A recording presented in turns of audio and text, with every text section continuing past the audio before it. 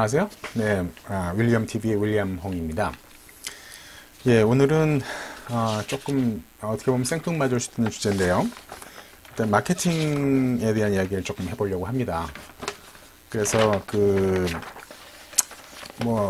지난 시간에도 말씀을 드렸습니다만은 제가 이제 그 대학원 때 이제 전공이 경영학, 특히 그 중에서 마케팅이었기 때문에 마케팅에 대해서 상당히 애착이 많은 사람 중에 하나인데요. 오늘은 이제 그 중에서도 마케팅을 사실은 어프로치 할 수 있는 방법이 학문으로서 할 수도 있는 거지만 그거는 조금 아닌 것 같고요. 제가 오늘 드리고자 하는 말씀은 이제 마케팅을 좀 생활 철학적인 측면에서, 그러니까 마케팅이랑 우리의 실질적인 생활과 직결되는, 그래서 어떤 부분들을 우리가 받아들일 수 있는지, 마케팅, 이제 좀 속된 말로 제가 마케팅 교를 믿는 마케팅 교주라고 말씀을 드렸는데, 제가 믿는 마케팅 교란 무엇인지에 대해서 한번 좀 집중적으로 말씀을 드리려고 합니다. 그래서 좀 잘못 전달을 하게 되면 좀 딱딱해질 수도 있기 때문에 최대한 이제 자연스럽고 좀 어렵지 않도록 그렇게 한번 전달을 하려고 노력을 할 건데, 우리가 어떤 종교를 믿는다든지 믿음이나 신념이라는 체계는 어떤 머리로 이해하는 부분이 아니잖아요. 실제로 마음으로 받아들인다는 어떤 그런 개념이기 때문에 이제 지금 제가 말씀드리고자 하는 부분을 받아들이느냐 안 받아들이느냐에 따라서 내가 마케팅교 신자다 아니다가 이제 결정이 되는 것 같아요. 자, 일단 마케팅의 정의는요, 기업의 목표인 생존과 성장을 달성하기 위하여 기업의 가용자원인 4Ps, Product, Price, Place, Promotion을 활용하여 끊임없이 변화하는 환경에 적응해가는 과정이라고 일단은 정리를 했고요. 그래서 하나하나를 보시면은 기업의 목표, 그러니까 생존과 성장이죠. 우리가 어떤 환경 속에서 서바이벌을 해야 되는 것도 있고, 그것만 갖고는 안 되고 결국은 더 성장을 해야 되기 때문에 이 두 가지 목표를 같이 잡는 거죠. 그러기 위해서 기업의 가용자원을 4P라고 했어요. 이건 모르셔도 됩니다, 지금은. 어쨌든 우리가 4P라는 것을 이제 Product, Price, Place, Promotion이라고 부른다 라는 가용자원을 활용을 해서, 중요한 것은 끊임없이 변화하는 환경이라는 부분이죠. 그래서 이제 마케팅이 ing로 끝나는 거죠. 대부분의 학문 중에서 이렇게 ing로 끝나는 학문은 없잖아요. 경제학이 됐든 뭐가 됐든. 근데 이제 마케팅에 대한 것만 유일하게 ing로 끝나요. 왜냐하면 지금 내가 어떤 마케터로서 어떤 마케팅 플랜을 짜고 했다고 해서 끝이 아닌 거죠. 왜? 환경이 계속 변화하기 때문에 나도 거기에 적응해서 계속 변화된 어떤 마케팅 플랜이나 마케팅 캠페인을 해야 되는 거기 때문에 끝이 없는 거죠. 이번에 했다고 끝나는 게 아니라. 그래서 결국 끊임없이 변화하는 환경에 제일 중요한 얘기는 적응해가는 과정입니다. 자, 이거를 이제 이렇게만 말하면 좀 어렵기 때문에 제가 이제 테이블로서 이제 설명을 드리면 조금 더 쉬울 건데요. 일단은 우리가 마케팅이라는 얘기를 할 때 제일 처음 스타팅 포인트는 환경으로부터 출발을 합니다. 환경으로부터. 그랬을 경우에 이제 우리가 환경을 이제 거시 환경, 미시 환경이라고도 나누는데요. 거시 환경이라 하면 이제 정치적인 환경, 경제적인 환경, 사회적인 환경, 그 다음에 이제 기술적인 환경. 그래서 우리가 약자로 PEST, PEST라고도 부르는데, 어쨌든 보다 중요한 것은 이제 미시 환경이죠. 매크로, 마이크로라고도 얘기를 하는데, 미시 환경은 여기 좀 있습니다만은 Customer, Competitor, Company. 이제 이걸 우리가 합쳐서 3C라고 부르는데, 이걸 우리가 환경이라고 놓고 봤을 때, 다시 말하면 나는 이대로 있으니까 빼면 결국 남는 건 두 개죠.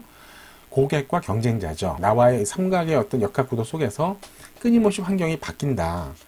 여기서 키워드는 뭐냐면 환경은 uncontrollable이라는 얘기입니다. uncontrollable 하다. 그러니까 우리가 통제할 수 없다라는 부분을 받아들이느냐 안 받아들이느냐가 결국 내가 마케팅교를 믿느냐 안 믿느냐의 가장 근본적인 차이고 출발점입니다. 그럼 왜 환경이 컨트롤러블 하냐? 그 이유는 뒷장에서 이제 좀 더 자세히 말씀드리겠습니다만은 결국은 경쟁과 변화 때문에 그렇죠. 지금 여기 있는 부분들이 이제 같이 있는 거예요. 경쟁이라는 것은 결국은 경쟁자죠. 나만 있는 게 아니니까 시장에. 그래서 경쟁자가 있는 거고, 변화라는 것은 결국은 소비자의 트렌드, 메가 트렌드, 소비자의 트렌드가 바뀐다라는 부분입니다. 그래서 이 소비자와 경쟁자를 알지 못하면, 환경을 알지 못하면은 내가 거기에 맞는 가용 자원을 가지고 어떤 전략을 수립할 수가 없는 거죠. 그래서 환경은 저만큼 변해가는데 나는 제자리에 계속 있다. 그럼 그건 결국 뒤처지는 기업이고, 그것이 지속되게 되면은 도태대가 되는 거죠. 그래서 어쨌든 키워드는 uncontrollable 하다. 그리고 이것이 왜 uncontrollable 할 수밖에 없느냐에 대한 요인은 바로 경쟁과 변화라는 얘기입니다. 그래서 다른 말로 얘기하면 경쟁이 없는 사회에서는 마케팅은 필요 없습니다. 그러니까 뒷장에서 조금 더 자세하게 말씀을 드리겠습니다만은 이 부분에 대해서 미리 이제 말씀을 드릴게요. 그럼 아예 자, 이제 경쟁과 변화에 대한 부분. 우리가 경쟁이라고 할 때에는 이제 그 1940년대 이후 미국 얘기입니다. 주로 이제 마케팅 미국에서 했으니까 2차 대전이 끝나고 나서는 이제 고도 성장을 이제 우리가 맞죠. 특히 미국을 중심으로. 이때는 경쟁이 없었죠. 그냥 모든 것들이 폐허가 된 상태에서 일단 만들기만 하면 다 팔렸어요. 그렇기 때문에 경쟁이 없는 아주 호시절이었죠. 50년대, 60년대까지. 이때는 결국은 경쟁이라고 굳이 얘기를 한다 그러면 마라톤형 경쟁입니다. 레이스형. 끊임없이 파이가 스스로 커가기 때문에 가만히 하던 짓을 쭉 해나가면은 이제 그 마켓쉐어가 커지고 파이가 커지면서 그냥 자기의 어떤 그 이익도 늘어나는 이런 구도죠. 그러니까 따로 무슨 경쟁에 대해서 고민을 하거나 전략을 세우거나 할 필요가 없었는데 이러던 호시절이 지나고 나서 이제 80년대 이후 90년대에 들어서면서부터는 굉장히 피커거리기 시작하죠. 여기 이제 밑에도 있습니다만은 이제 전체적으로 항상 이제 자본주의의 가장 큰 문제이기도 하지만 공급 과잉. 항상 이제 수요보다 공급이 많아지기 시작하고요. 그렇기 때문에 이제 어떤 한계가 있는 거죠. 뭔가 새로운 거를 뚫어야 되는데, 이걸 못 뚫게 되면 결국 내가 죽는 거니까. 또 한 가지는 소비자의 의식이 발달하게 되고, 또 개성이 발달하게 되죠. 또 개인주의화가 되고, 이러면서 결국은 경쟁 구도가 고스톱형 경쟁이 됩니다. 제로섬 게임이 되는 거죠. 결국 내가 남의 땅을 빼앗아 오지 않으면 내가 갖고 있는 섹터만 가지고서는 더 이상 파이를 키울 수가 없는 상황이 된 것이죠. 이런 게 이제 경쟁에 대한 어떤 그 변화된 모습이고요. 그래서 다시 한번 말씀드리지만은 사회주의나 공산주의권에서는 마케팅이라는 것이 전혀 불효하죠. 거기서는 경쟁이 없기 때문에 오히려 마케팅이 발달한 데가 이제 경쟁이 이렇게 치열하게 발달한 이제 선진국들에서 주로 마케팅이 발달한 거고요. 특히 미국을 중심으로. 근데 변화라는 부분도 한번 같이 보면은 이제 처음에는 생산지형, 다시 말하면 이제 공장 문화죠. 이제 어떤 그 프로덕션이 중심이 되는, 물론 만들기만 하면 무조건 팔렸던 때가 있었으니까 이러던 시절이 있었다면 그 다음에는 이제 일단은 만들어 놓은 것들을 뭔가 판매를 이제 좀 더 우리가 메인 포커싱을 둬야 되겠다 했던 때가 있죠. 하지만 세일즈 지향인 때가 있었고요. 그러다가 이제 세일즈만 갖고 안 되고 뭔가 전략을 짜야겠다 그래서 마케팅 지향인 또 때가 있었고요. 그러다가 이것이 더 고도화가 되면서 이제 90년대 이후에는 이제 고객 세분화, 그러니까 시장 세분화를 넘어서서 고객에 대한 이해들이 이제 급부상을 하죠. 도대체 우리 회사의 고객들은 누구고, 뭐 하는 사람들이고, 뭘 원하는 사람들인가, 그래서 어떤 가치들을 줬을 때, 이분들이 더 우량한 고객이 될 수 있는가. 그래서 고객에 대한 연구들이 굉장히 이제 활발하게 진행이 되고, 고객을 결국은 등급화 또는 차등화하게 되죠. 여기도 이제 80대 20 법칙이 적용이 돼서, 우리에게 이익을 많이 주는 우량 고객 20%에 대해서 우리 회사가 갖고 있는 자원, 리소스를 80%를 쏟는, 그러니까는 상위 20%의 고객에 80%의 그 리소스를 쏟는 어떤 이런 고객에 대한 차별화, 등급화에 대한 작업들이 일어나고, 바로 이것이 이제 CRM이라고 부르는 그런 어떤 개념이 되겠습니다. 그래서 이제 그 마케팅 지향까지만 해도 소비자는 왕이다, 이렇게 얘기를 했었는데요. 고객 지향, CRM의 세계에 들어서고 나서는 아니다. 모든 소비자라고 다 같지는 않다. 그러니까 영어로 하면은 customer is a king 이런 시절이 있었다면 여기서는 not every customer is created equal. 모든 커스터머라고 다 똑같지 않다. 다시 말하면 차별화를 한다는 얘기죠. 이제 이런 세상으로 바뀌었죠. 그래서 어쨌든 이런 경쟁과 변화라는 어떤 두 가지의 큰 축 때문에 환경이라는 것은 uncontrollable 하다. 그럼 컨트롤할 수 있는 건 뭐냐? 그건 본인이라는 얘기죠. 본인. 여기서 이제 기업을 나라고 놓을 수도 있으니까는요. 결국은 내가 컨트롤할 수 있는 건 내가 갖고 있는 어떤 가용 자원들이기 때문에 여기서 중요한 키워드가 나오는 게 내가 환경에 적응해가고 순응해가는 과정이라는 것이 마케팅에 있어서 첫 번째 제가 드리고 싶은 키워드입니다. 환경에 대해서 늘 이제 그 겸손한 마음으로 예의주시하면서 그런 트렌드에 대해서 내가 발빠르게 움직이고 맞춰가려고 노력하는 기업들은 끊임없이 변신을 거듭하면서 살아남는 거고요. 이제 자만에 빠져서 내가 지금 넘버원이다. 내가 제일 큰 기업이다. 그러면서 환경이 무슨 언컨트롤able 해. 내가 컨트롤할 수 있고 내가 하는 게 길이요 진리다. 나를 따르라. 뭐 이렇게 했던 기업들은 많이 망했죠. 그래서 사실은 50년 전에 잘 나가던 기업 중에 지금까지도 잘 나가는 기업들이 그렇게 많지가 않습니다. 미국도 그렇고 우리나라도 그렇고요. 가장 큰 이유는 이런 환경의 변화에 대해서 둔감한 거였죠. 왜 둔감해졌냐 하면 처음에는 그래 환경의 변화에 예민했을 거예요. 살아남아야 되니까. 근데 어느 정도 성장을 하고 업계 1위가 되면서 이제 공룡 기업이 되면서 자만심에 빠진 거죠. 그렇게 돼갖고서 이제 쓰러져 나갔던 기업들이 많죠. 특히 미국 예로 들자고 하면 뭐 대표적인 케이스가 이제 GE도 이제 그런 케이스고요. 뭐 사실은 소니도 마찬가지죠.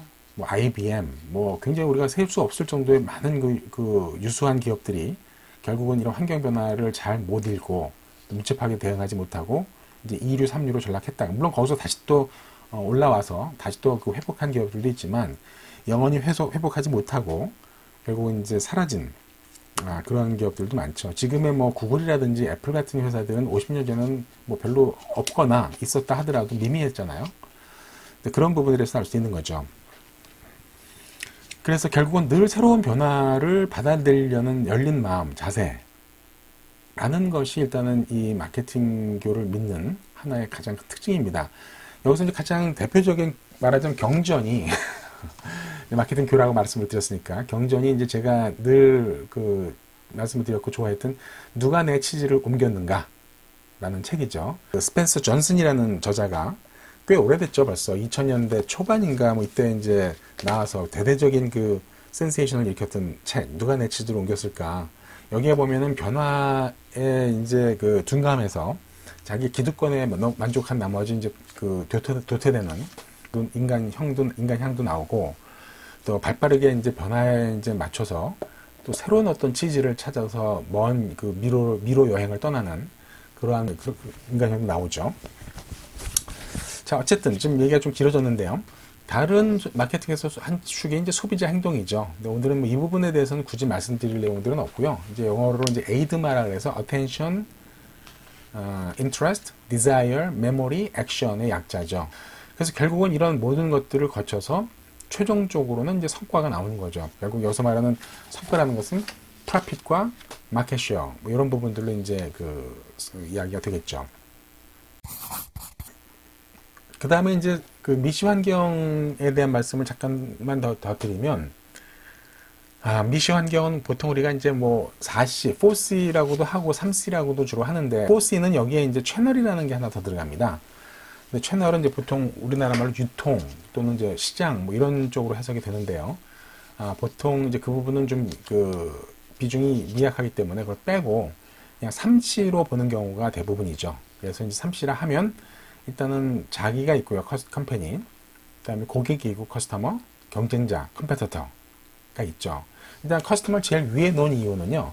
점점 이제 고객에 대한 비중들이 지금 커지고 있죠. 그래서 일단은 관계가 나와 고객과의 관계라는 부분이 있고 나와 경쟁자 간의 관계. 그래서 이 두 축에 의해서 상당히 이제 그 분야들이 달라지죠. 그래서 이제 나와 그 고객과의 관계를 이제 주로 많이 다루는 분야가 이제 CRM이라는 분야고요. Customer Relation Management 말씀을 드렸던 거고, 나와 경쟁자 간의 관계에서 주로 다루는 것은 이 경쟁 우위. 여기 있죠. 뭐 브랜드 포지셔닝, 뭐 이런 부분입니다. 그러니까 코어 컴퍼턴스가 뭐냐, 경쟁 우위가 뭐냐, 생존 전략이 뭐냐, 이제 또는 이제 그 브랜드 포지셔닝 중에서도 컴피티션 오리엔티드 브랜드 포지셔닝 뭐 이런 부분까지는 뭐 사실은 좀 전문적이긴 하지만 이제 브랜드 포지셔닝이라는 게 두 종류가 있거든요. 수평적인 것과 수직적인 게 있는데 이제 내 브랜드를 어느 쪽으로 이제 포지셔닝을 할 것이냐 경쟁자랑 대비했을 때 이런 쪽에 대한 연구들을 하는 거고요. 이 부분은 왜냐면 이 친구도 마찬가지로 자기 어떤 그 브랜드 포지셔닝을 할 거란 말이에요. 왜 고객의 마음에 파고들고 싶기 때문에. 그랬을 경우에 이제 이것은 이제 goal oriented brand position이라고 해서 수직적인 겁니다. 지금 내가 그러니까 레더링 업이라고 전문적인 말로는 표현을 하는데 내 브랜드 가치가 지금 현재 고객들한테는 한 3위나 4위 정도 되는데 얘를 어떻게 1등이나 2등으로 끌어올릴까? 라는 부분이죠. 왜냐하면 마케팅은 인식의 게임이거든요. 좀 이따 제가 다시 한번 말씀드리겠지만 그래서 어렵습니다. 마케팅은 인식의 게임이기 때문에 제품력의 게임이 아니라 포장 기술이고 인식력의 게임이기 때문에 주로 이제 공대를 나온 분들이 좀 이해가 안 되죠. 공대를 나오신 분들은 딱딱 떨어져야 되잖아요. 1 더하기 1은 2가 돼야 되고 이렇게 돼야 되는데 사회과학은 특히 그 중에서도 마케팅은 이게 아트기 때문에 정답이 없어요. 그냥 그 마케터가 일단은 이렇게도 트라이 해보고 저렇게도 트라이 해보고 하면서 어떤 경우 실패하고 어떤 경우는 성공하는 그런 케이스이기 때문에 사실은 정답은 없습니다. 더더구나 이제 우리가 다루는 마케팅이라는 것이 포장 기술, 또 인식에서 마인드 싸움에서 어떻게 우리 거를 끌어올리나 뭐 이런 어떤 심리적인 부분들이 더 강하기 때문에 그래서 어려운 거죠, 마케팅이. 자, 그랬을 경우에 이제 컴퍼니에서 내가 나에 대해서 물어봐야 되는 부분은 나의 그러면은 그 브랜드 아이덴티티는 뭐냐? 도대체 내가 뭐 하는 사람이고 내가 지향하는 가치가 뭐냐? 브랜드 아이덴티티, CI는 corporate identity, P는 personal identity 약자인데요. 그러니까는 이제 다 같은 얘기죠. 회사의 경우는 그 회사의 어떤 그 아이덴티티 정체성이 있을 거고 개인의 경우는 개인의 정체성이 있을 테니까. 그 다음에 이제 나만의 차별화 포인트는 뭐냐? 누구랑 비교했을 때, 경쟁자랑 비교했을 때 나만의 강점과 약점은 뭐냐? 뭐 이런 얘기들을 물어보는 거고 컴퓨터도 똑같은 질문을 하겠죠. 결국은 뭐 컴퓨터 입장에서는 내가 경쟁자가 되니까 나의 잠재 목표 경쟁자가 누군지 또 경쟁자만의 차별화 포인트는 뭔지 경쟁자의 약점과 강점은 뭔지 이런 전략 파트죠. 그래서 이런 전략 파트는 사실은 1980년대에 그 하버드 경영대학원의 마이클 E. 포터라는 교수가 해성과 같이 등장해서 이제 경쟁 우위라는 용어를 가지고 나옵니다. 그때 이제 국가 경쟁력인가요? 하는 뭐 그런 책을 가지고 이제 얘기를 하면서 그 전까지는 비교 우위라는 개념밖에 없었어요. 옛날 그 리카르도라는 그 경제학자가 얘기했었던 비교 우위밖에 없었는데 또는 이제 컴페터티브 어드밴티지라고 그러죠. 컴페터티브 어드밴티지라는 그 경쟁 우위라는 개념을 마이클 리포터가 가지고 와서 이제 이거를 기업이나 국가 운영에 적용을 시킵니다. 그래서 포터가 말했던 경쟁 우위는 크게 이제 그 원가 우위, 제품력, 그다음에 이제 신제품 개발력, 이노베이션이라고도 얘기를 하죠. 또는 고객 서비스 이런 것들이고 이거밖에 없다. 내가 이제 다른 경쟁자랑 차별화를 해서 어떤 나만의 그 차별화 포인트를 만들기 위해서는 내가 경쟁자보다 원가가 높든지 더 잘 만들든지 아니면 새로운 혁신 제품을 만들 수 있는 능력이 있든지 아니면 이것저것 다 안 될 때에는 하다못해 정말 지극정성으로 고객에 대한 그 감화 감동의 서비스를 하든지 밖에 없다. 이 중에 뭘 하나 골라서 이제 제가 가야 되는 거죠. 또 브랜드 포지셔닝에 대해서도 브랜드 포지셔닝이라는 책이 있죠. 1960년대에 나온 책인데 저자가 이제 알 리스랑 잭 트라우트라는 두 분인데 이게 이제 1980년대에 다시 이제 그 리바이벌이 돼서 이제 또 선풍적인 인기를 끌죠. 이제 마이클 포터가 이제 나오고 나서부터. 그래서 전략 파트에서 이제 가장 이제 그 많이 읽히고 중요한 책 중에 하나가 브랜드 포지셔닝이라는 책이 있고요. 또 하나는 이제 마케팅 불변의 법칙. 이제 이분들이 책을 여러 권 썼는데 다 같은 저자들입니다. 이 두 분이 쓴 책 중에서 또 하나가 마케팅 불변의 법칙이라는 책이 있죠. 그러니까는 남보다 더 잘하려고 하지 말고 남들이 하지 않는 거를 해라. 그러니까 다시 말해서 1등이 되라는 얘기죠. 1등이 되라. 그러니까 그 영역이 뭐가 됐든 이미 선도기업이 가져간 가치에 대해서는 과감하게 포기하고 그거를 따라가봤자 힘만 들지 1등 되기가 쉽지가 않다. 때문에 새 시장을 쪼개고 계속 쪼개다 보면은 남는 섹터들이 있을 거 아니에요. 하다못해 그게 니치로 남으면 그 니치 마켓에서라도 내가 먼저 깃대를 꼽아라. 내가 1등이 되라. 그렇게 하는 것이 훨씬 수월하다. 뭐 이런 얘기들을 이제 그 마케팅 불변의 법칙에서도 얘기를 많이 하죠. 그래서 한번 혹시 마케팅에 관심 있는 분들은 이미 뭐 읽으신 분들도 많이 계시겠지만 뭐 추천을 드리고요. 또 이제 생존 전략이라는 부분은 서바이벌 플랜이죠. 그러니까 1등이 있고 2등이 있고 업계에 3등이 있잖아요. 업계에 항상 그런 구도죠. 뭐 자동차도 그렇고 뭐도 그렇고 항상 뭐 라면 시장도 그렇고 보면 1등 기업이 있죠. 그다음에 2등 기업이 이제 1등 그 기업을 따라가는 후발이 있고 그다음에 이제 2등을 또 따라가는 이제 3등 내지 4등 기업들이 있어요. 근데 일반화시켜서 말하기는 쉽진 않지만 크게 봤을 때에는 1등의 마켓 쉐어가 예를 들어서 40%다 라고 하면 2등은 그것의 반, 한 20% 정도가 되고요. 3등은 또 2등의 반, 한 10%.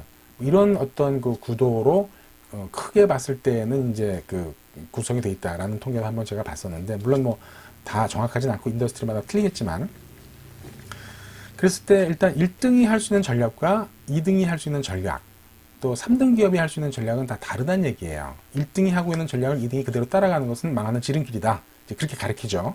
왜냐하면 더 잘할 수가 없다는 얘기예요. 이미 1등이 선점한 원조라는 개념을 가져가 버렸기 때문에 내가 그걸 아무리 그 똑같은 거에 대해서 해봤자 카피캣밖에 안 되기 때문에 뭔가 다른 전략을 해야 되는데, 그랬을 때 우리가 말할 수 있는 게 이제 1등에 대해서 전면 공격을 한다. 그래서 완전히 뭐 비교 광고도 하고 이런 식으로 하는 거고, 3등부터는 이제 그렇게 못하고 기습 측면에서 살짝 할 수밖에 없다. 그래서 어쨌든 뭔가 어떤 개념을 1등 기업이 가져가게 되면은 나머지 기업들은 그 개념을 가져갈 수가 없습니다. 예를 들어서 뭐 주로 이제 자동차에서 그런 얘기들 많이 하는데, 자동차에서 이제 벤츠가 혁신의 어떤 그 이미지를 가져갔다고 하면 나머지 기업들은 혁신을 같이 가져가기가 굉장히 쉽지가 않아요. 그러다 보니까 BMW가 가져갔던 것은 퍼포먼스를 가져갔죠. 뭐 지금은 조금 바뀌었지만 옛날에도 Ultimate Driving Machine이라는 게 이제 캐치프레이즈였잖아요. 그러니까 Ultimate Driving, 그러니까 자동차라고 표현을 안 하고 Ultimate Driving Machine. 그래서 어떤 퍼포먼스에 대한 개념을 이제 BMW가 가져간 거고, 뭐 코카콜라랑 펩시도 마찬가지죠. 코카콜라가 이제 원조를 얘기하면서 이제 중장년층을 가져갔다 그러면 펩시는 도저히 그 사람들을 어필을 못하니까 젊은 사람들을 가져갔죠. 그래서 이제 그래서 제가 여기서 물어보는 게 누가 나의 고객이 아니냐라는 부분들을 물어보는 것이 굉장히 중요합니다. 마케팅 브랜드 포지셔닝이나 CRM에서는 어떻게 가르치냐면 내가 모든 사람들을 다 가져올 수는 없다고 얘기를 가르치죠. 그래서 나만의 있던 아이덴티티를 만들고요. 그래서 그 나만의 갖고 있는 아이덴티티에 같이 동조하는 그러한 고객들을, 그러니까 그런 가치를 같이 공유할 수 있는 그런 고객들을 데리고 왔을 때에 비록 그것이 소수라도 그분들이 우량 고객으로 남을 가능성이 높다라는 어떤 개념들이기 때문에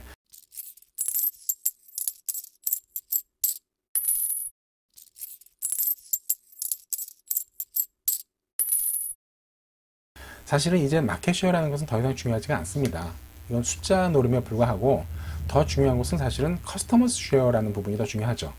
이게 무슨 말인가 하면은 누가 더 우량 고객들이 많느냐에 대한 싸움이거든요. 그래서 잠깐 여기서 말씀을 드리면은 이제 이건 CRM 쪽에서도 얘기를 하는 건데,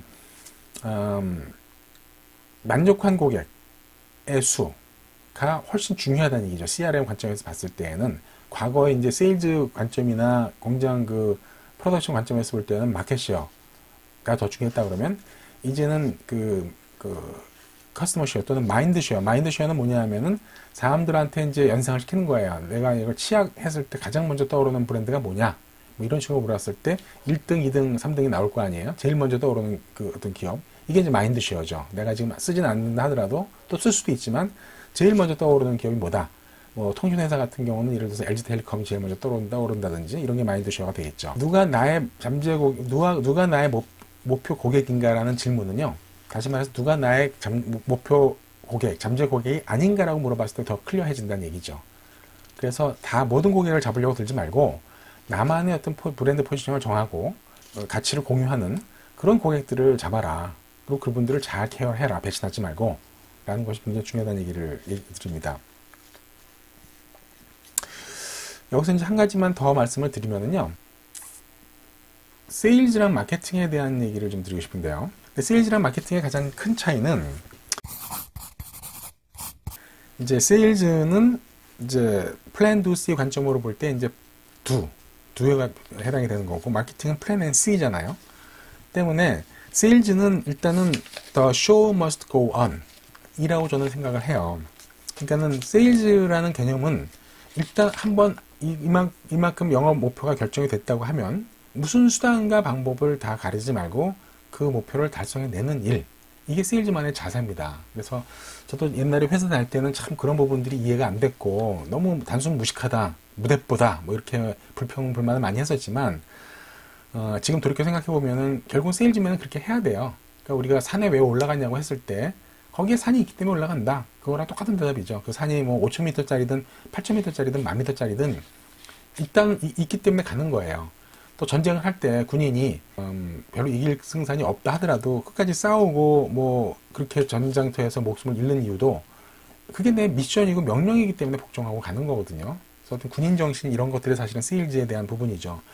마케팅은 그렇게 하면 큰일 나죠. 마케팅은 플래닝에 대한 부분이기 때문에 실질적으로 이제 포캐스팅을 정확하게 하고 그다음에 이제 어떤 논리적인 기획을 해서 정확하게 어떤 플래닝을 짜는 것이 중요한데 어쨌든 그렇기 때문에 저는 말씀드리고 싶은 부분이 세일즈랑 마케팅이라는 것이 동전의 양면이기 때문에 두 가지가 합쳐져 있을 때만 비로소 정말로 큰 시너지가 나오고 의미가 있다고 판단을 합니다.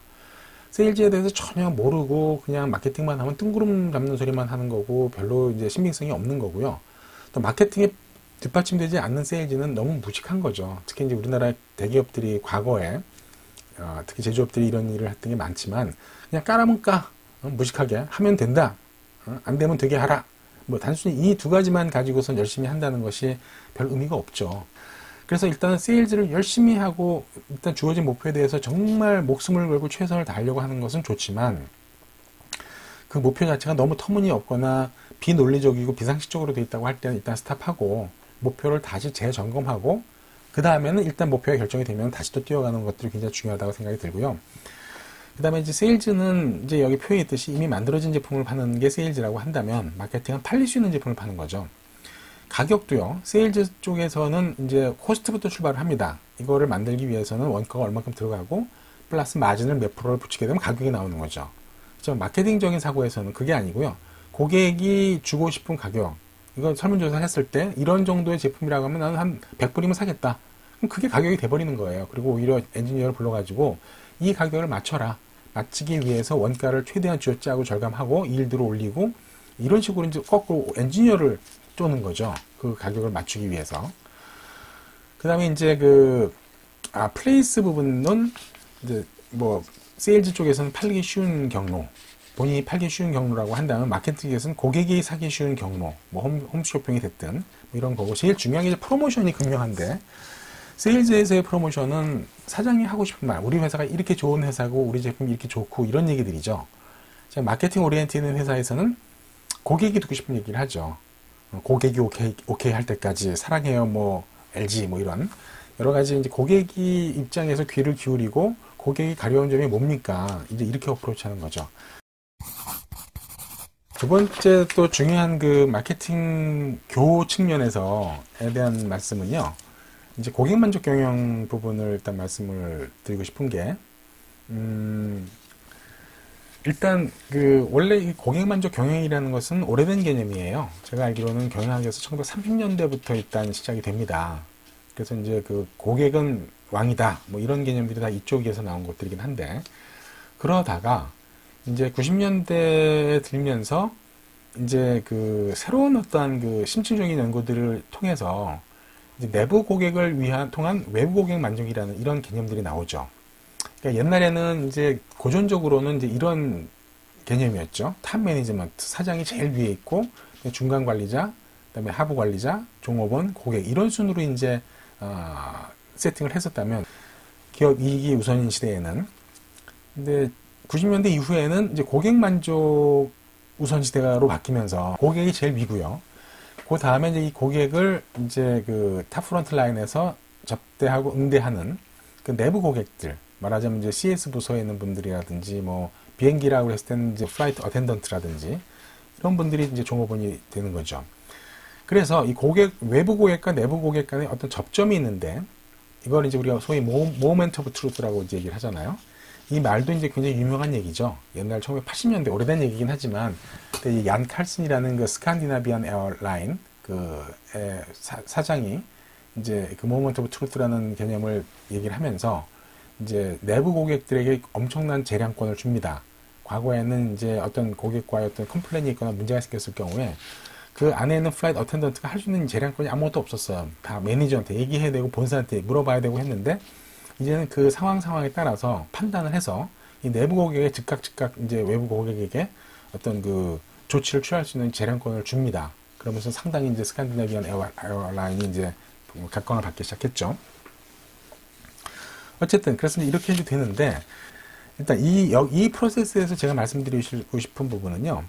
자, 이제 이렇게 이제 패러다임을 바뀌시게 되면 고객 만족 우선 시대로 가게 되면 우리가 어떻게 또 생각을 해볼 수가 있냐면 내부 고객 만족을 통한 외부 고객 만족이잖아요. 회사가 커지면서 모든 외부 고객을 그냥 바로 만족시킬 수가 없기 때문에 종업원들이 만족을 해야 만족한 종업원이 이제 고객들을 만족시킨다는 얘기죠. 종업원이 회사에 대해서 불평불만이 가득하고 이럴 경우에 고객에 대해서 만족시켜드리려고 노력을 하진 않을 거 아니에요.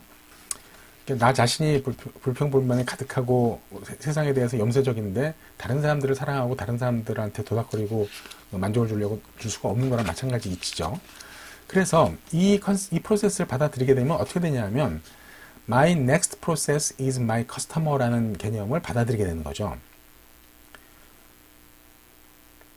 그러니까 내가 지금 일을 하고 있는 것에 이거를 받는 다음 프로세스에 있는 사람이 누가 됐든 그 사람은 나의 고객이다 라는 부분을 받아들이게 되는 거예요. CS 부서에 근무하는 분들이라든지 이런 분들 입장에서는 바로 넥스트 스텝이 바로 외부 고객이니까 당연히 외부 고객이 나의 고객이 될 수가 있는 거고요. 또 한 가지는 이제 만약에 그 본사나 이런 데 스텝 부서로 근무를 하시는 분들 입장에서는 내가 어떤 보고서를 쓴다고 했을 때 그 보고서를 보는 분들이 내 바로 위에 보스잖아요. 상사잖아요. 또는 뭐 임원이거나 사장이거나 이런 분들이기 때문에 그 바로 내 바로 위에서 이 보고를 보는 사람이 저에게 있어서는 고객인 거예요. 그래서 그 사람의 눈높이에 맞춰서 보고서를 작성을 해야 되고 그 사람이 이해할 수 있는 쉬운 용어로 해야 되고 특히 또 그 임원이나 뭐 CEO가 연세가 높으신 분이라고 할 때에는 그 사람이 볼 수 있는 폰트도 더 키워가지고 보기 쉽게 그러니까 쉽게 말하면 이게 눈높이 교육이랑 같은 개념이 돼버리는 거죠. 그래서 아무리 박사 아니라 박사 할아버지라 하더라도 내가 내 강의를 듣는 학생이 지금 뭐 예를 들어서 초등학생이다 라고 한다면 그 초등학생이 나에게 있어서 고객이기 때문에 그 초등학생의 눈높이에 맞춰서 모든 그 뭐 언어라든지 그 표현들을 맞춰서 해야 되는 부분이 생기는 거죠. 때문에 이거를 받아들이고 안 받아들이는 저는 굉장히 크다고 생각을 해요. 그러니까 조금 더 확대를 하면, 그러니까 회사에서도 이제 그런 식으로 내 서비스를 받는 분이 내 위에 직속 상관이고 보스면은 그분이 나의 그 고객이기 때문에 고객이랑 악유하지 마라. 물론 이제 때에 따라서 그 보스가 맨날 일만 시키고 보상도 안 해주고 뭐 이런 부분이라 그러면은 뭐 그렇다면 중위실임은 저를 떠나야죠. 그래서 그럴 경우는 떠나는 거지만, 그러니까 결국은 메시지 원은 그러니까 나의 상사랑 악유하지 말란 얘기예요. 그가 나의 보스이기 때문에. 두 번째는 만약에 집에서도 마찬가지죠. 내 이 서비스를 받는 사람이 나의 뭐 남편이라 그러면 남편 입장이 돼서 남편 눈높이에서 그 서비스를 해줘야 되는 거고요. 또 이 서비스를 받는 부분이 아내라 그러면 아내 입장이 돼서 아내가 만족하게끔 서비스를 해주는 게 중요하다는 얘기죠. 나는 해줬다고 하는데 상대방은 전혀 고맙게 못 느껴. 이러면 이것은 고객 만족이 안 된다는 얘기죠. 그래서 제가 이제 그 마케팅 교라고 굳이 말씀을 드렸던 이유 중에 하나가 아까 이제 환경에 대해서 겸손하라는 말씀을 드렸듯이 일단 두 번째로서는 이렇게 그러니까 내 서비스를 받는 사람이 나의 고객이다 라는 이 고객 만족 경영의 큰 철학을 받아들이고 안 받아들이고에 따라서 인생에 있어서도 굉장히 큰 차이가 나올 수 있다라는 부분 때문에 제가 이제 굳이 마케팅 교라는 말씀을 드렸던 거고요. 또 한 가지는 지금 이게 이제 각광받는 경영학 측면에서 이것이 가장 각광받는 이유 중에 하나는 결국 매출과 이익 증대를 동시에 추구할 수 있는 유일한 수단이 아닌가라는 결론이기 때문에 그래요. 사실은 뭐 마케팅이나 세일즈에 대해서 관심이 없는 분들은 그냥 단순하게 생각했을 때 나는 매출과 이익을 두 마리 토끼를 동시에 잡고 싶어 하는 분들도 꽤 많습니다. 제가 이제 옛날에 전자라는 회사에서 이제 일을 했을 때도 마찬가지인데 보면은 임원들이랑 얘기를 하다 보면은요, 이걸 혼돈을 하신다고. 우리 회사는 매출도 늘리고 또 이익도 극대화시키겠다. 근데 그런 방법이 마케팅 측면에서 현실적으로 거의 없습니다. 불가능합니다. 무슨 얘기예요? 그러니까 매출이 많은 회사라는 얘기는 마켓쉐어가 많다는 얘기고, 그런 회사들은 상대적으로 이익은 적어요. 그러니까 쉽게 말하면 GM과 뭐 벤츠를 비교를 해본다고 했을 때 벤츠는 매출을 많이 올리는 회사가 아니에요. 마켓쉐어를 많이 가겠다는 회사가 아닙니다. 이익을 많이 가져가겠다는 얘기입니다. 그죠? 그리고 GM은 이익보다는 어쨌든 그냥 물량으로 해가지고 엄청나게 깔아가지고서 마켓쉐어를 늘리겠다는 얘기죠. 뭐 조금 다른 얘기일 수도 있지만 삼성과 애플도 결국은 그렇게 포지션이 되는 거죠. 지금은 많이 좀 바뀌었긴 하지만 프리미엄 폰 기준으로 했을 때 애플은 단가가 굉장히 세잖아요. 그리고 충성 고객들이 많기 때문에 마켓쉐어는 별 의미가 없어요. 물론 그러면서 마켓쉐어까지 늘릴 수 있다면 더 베스트긴 하지만 일단은 메인 포커싱이 이익 증대에 있다는 회사고요. 삼성이나 LG나 이런 회사들은 이제 결국은 마켓쉐어를 막 풀어가지고 매출을 더 늘리겠다라는 쪽이 이제 메인 포커싱이 되는 회사고, 이게 1등과 2등의 차이기도 하긴 하겠지만, 그래서 이 두 가지를 동시에 촉구를 할 수 있는 유일한 수단은 고객 만족을 통한 초우량 기업이 되는 수밖에 없습니다. 그래서 이 부분을 이제 많은 대기업들이 이해를 했기 때문에 결국은 이제 고객 만족 경영이라는 부분이 다시 각광을 받게 된 거죠. 마지막으로 이제 마케팅 교 측면에서 제가 이제 드리고 싶은 세 번째 메시지는 바로 이 슬라이드인데요.